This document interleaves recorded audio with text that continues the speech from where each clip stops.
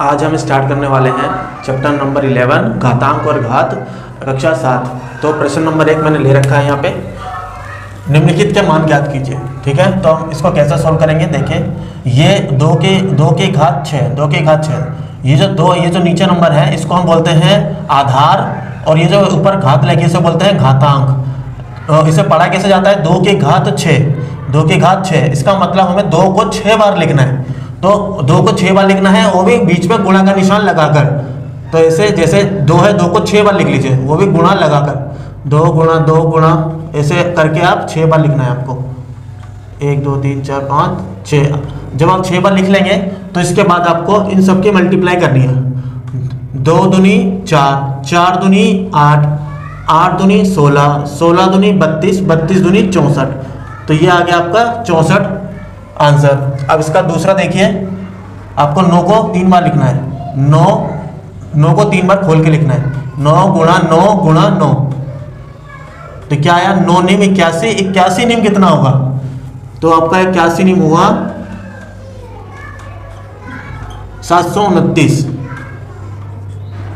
ठीक है, अब 11 को आपको 2 बार खोल के लिखना है। तो 11 गुणा में 11 को 11 से गुणा करेंगे तो आएगा 121। इसी तरीके से 5 को 4 बार खोल के लिख लीजिए। 5 गुणा 5। अब इन सबके गुणा कर दीजिए। 5 पंजे 25, 25 पंजे 125, 125 पंजे 625। ठीक है, तो ये कर लिया हमने क्वेश्चन नंबर 1। तो क्वेश्चन नंबर 2 क्या है, निम्नलिखित को घातांक के रूप में व्यक्त कीजिए। अब हमारे पास जो प्रश्न है, जैसे फर्स्ट है 6 गुणा 6, ये आपको खोल कर दिया हुआ है, इसे आपको बंद करना है, बंद करके लिखना है। इसे कहते हैं हम घातांक के रूप। जैसे खोल के लिखा है ना, 6 कितनी बार है, 1 2 3 4, 4 बार है, तो 6 की घात लगा दीजिए 4, क्योंकि 6 जो है वो 4 बार है। देखो 1 2 3 4, तो घातांक के रूप मतलब जो खोल कर है उसे बंद करके लिखना, बंद करके लिख दो उसको। ऐसे ये वाला है, देखिए b कितनी बार है, 4 बार है, तो b की घात भी 4। ठीक है, ऐसे ये देखिए t कितनी बार है, 2 बार, तो t की घात 2।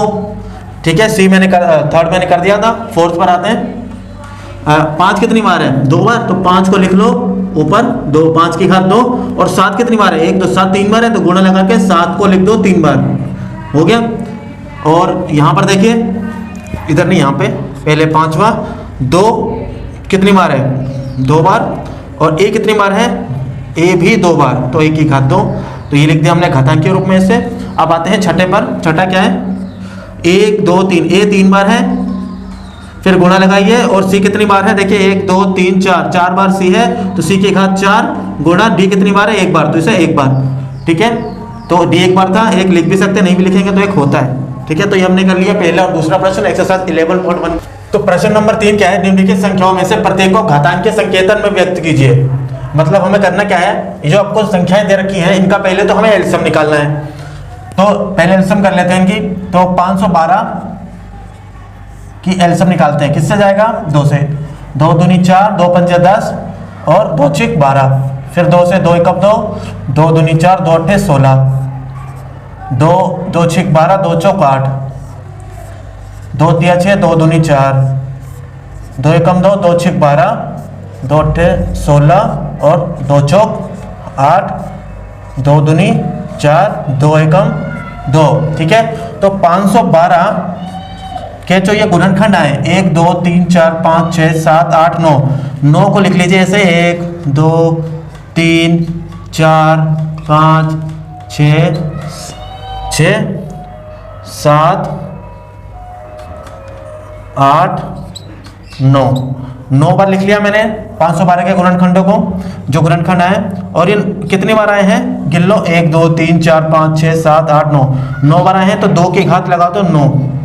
तो ये हो गया आपका घातांकीय संकेतन में व्यक्त। हमें यही करना था, तो बाकी क्वेश्चन भी ऐसे ही करने हैं। जैसे 343 है, 343 है, किससे जाएगा, ये जाएगा 7 से। 7 चौक 28, 7 चौक 28, 6 गया इधर, तो 7 निम 63, तो ये 49 आएगा 7 से। 7 7 49, 7 एकम 7, तो 343 के जो हमारे गुणनखंड आए हैं वो आए हैं 7 गुणा 7 गुणा 7।